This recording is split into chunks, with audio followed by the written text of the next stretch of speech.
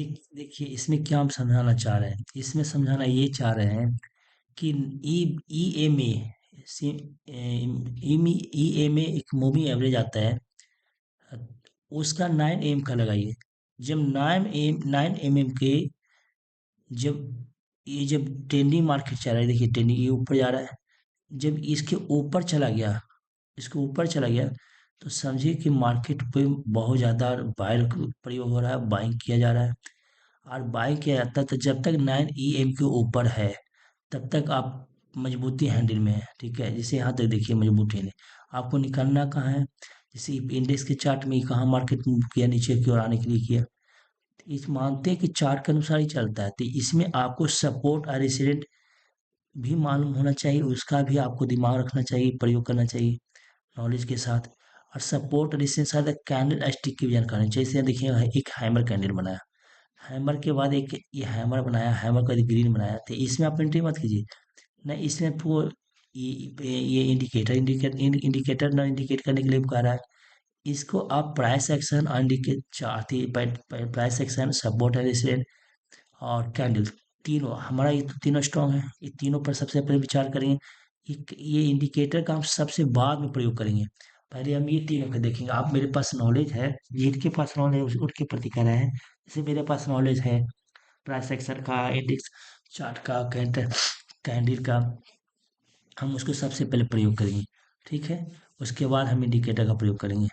तो मान लेते हैं कि पहले इंडिकेटर पर हम पहले प्राइस सेशन करते हैं। ये मार्केट ऊपर गया, हारा बनाया, हारा के आज ओपन मार्केट हुआ, इस ओपन मार्केट के ऊपर ये जो सेकंड कैंडल बना, ये भी पार नहीं कर पाया।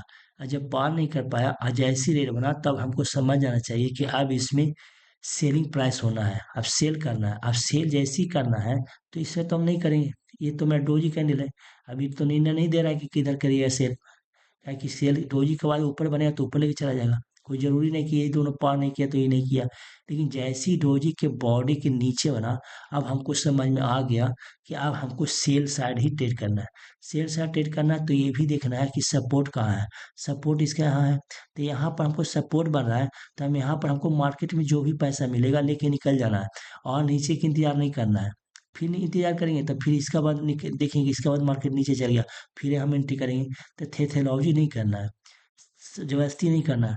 आपको समझ में आया कि 9-15 का कैंडल ये ऊपर नहीं ले जा पाया, ऊपर इन 9-15 कैंडल को अगला कैंडल क्रॉस नहीं कर पाया, ऊपर हाई नहीं पार कर पाया इस कैंडल का। तो ये कैंडल का हाई नहीं पार कर पाया, तो ये कैंडल के बाद इंतजार किए कि अब क्या बना जाए। जब तक नीचे पार करने नहीं, ऊपर नहीं किया, तो हमको नीचे ही सोचना पड़ेगा। तो नीचे सोचने की हमको कोई किसी रेड कैंडल का आवश्यकता पड़ जाए, तो एक रेड कैंडल आया। ये रेड भी कैंडल क्या किया कि डोजी कैंडल का निर्माण कर दिया। अब डोजी कैंडल का निर्माण कर दिया, तो हमको इस डोजी कैंडल तो एंट्री नहीं करना है। ये डोजी कैंडल डिसाइड कैंडल होता है, तो हमको तो ये पूरा बनने देना है। जब बनने के बाद इस बॉडी को नीचे रेड बनाया, तब हमको समझ में आ गया। और जिस बॉडी को ऊपर हाई भी नहीं किया, नहीं पार कराया, तब हमको समझ में आ गया कि हमको इस कैंडल में एंट्री करना है। दिक्कत क्या होता है ना कि जब कैंडल बने लगता है ऐसे लो के नीचे बनता है, तो हम सोचते रहते हैं तो पूरे 5 मिनट कैंडल है, 5 मिनट के बाद पता चलेगा कि ऊपर जाए कि नहीं, कभी 5 मिनट में ऊपर जा सकता है। तो हमको इतना तो रिस्क लेना पड़ेगा कि इस कैंडल के जैसे ही नीचे बना, तो हमको इसका एंट्री एंट्री करना पड़ेगा, और इसका स्टॉप लॉस लगाना पड़ेगा। इसका स्टॉप लॉस लगाना पड़ेगा, और उसके बाद एक टारगेट देगा। और टारगेट कहाँ तक हमको रखना चाहिए कि सपोर्ट तक मार्केट जा सकता है, क्योंकि सपोर्ट तक मार्केट यहाँ है। तो सपोर्ट तक हमको बुक करना है पैसा, और बुक करने के बाद निकल जाना है। अब क्या देखना है, कॉल साइड तक देखना है कि अगर मार्केट सपोर्ट पकड़ लिया है, तो नीचे जाना चाहिए या ऊपर जाना चाहिए, दोनों में से कि कोई हुआ। तो ये सपोर्ट के देखे देखिए, इस सपोर्ट के नीचे कैंडल नहीं जा रहा है ग्रीन वाला, ये हैमर के कैंडल को ऊपर ही निकल गया, तब हमको सी ई तरफ ध्यान देना है। तो इस सी ध्यान ध्यान देने का मतलब है कि इस पूरे बॉडी में नहीं जाना है, सेकेंड बॉडी में एंट्री करना है, लेकिन ब्रेकआउट होने पर इसके हाई को ब्रेकआउट होना चाहिए। तो इस कैंडल का हाई का ब्रेकआउट हुआ, और जैसे ब्रेकआउट हुआ, तो एक इंडिकेटर का अब इंडिकेटर लगाएंगे। अब इंडिकेटर का प्रयोग यहाँ करेंगे कि बाएं तरफ हमको सही में दे रहा है कि नहीं, मेरा प्राइस एक्शन दे रहा है, मेरा कैंडल स्टिक दे रहा है, मेरा सपोर्ट, ये तीनों से तो सब, ये तीनों से तो मेरे को डिसीजन मिल गया, 100% सही है।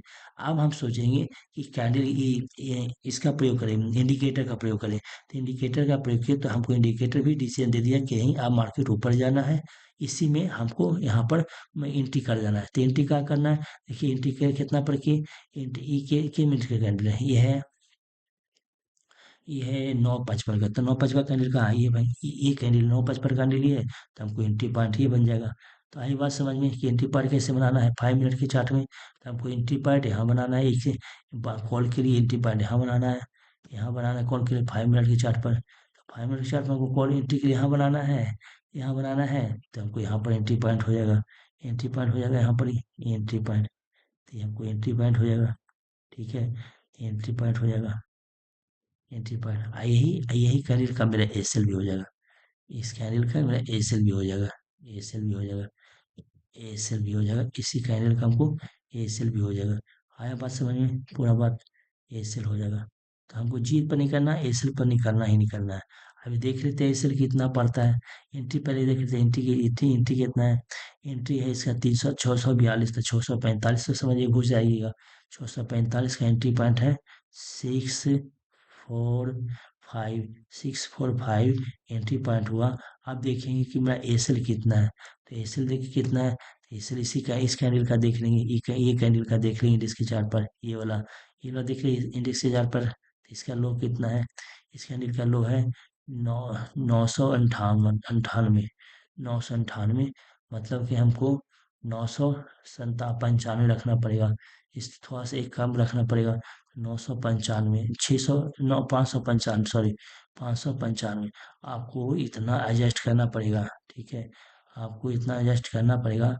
एक बार क्या कीजिएगा, जब मार्केट स्टॉप लॉस के नज़दीक आइएगा 10 पॉइंट 5 पॉइंट पहले, तो कुछ क्वांटिटी और ऐड कीजिएगा, कि कभी कभी कभी क्या होता है कि जब मार्केट स्टॉप लॉस के नज़दीक आता है तो स्टॉप लॉस से भी नहीं कर पाता है, तो वहाँ से पैसा कुछ क्वांटिटी ऐड करने पर एवरेज प्राइस हो जाता है, वो जो कि अच्छा प्रॉफिट देना स्टार्ट कर देता है आपके हिसाब से।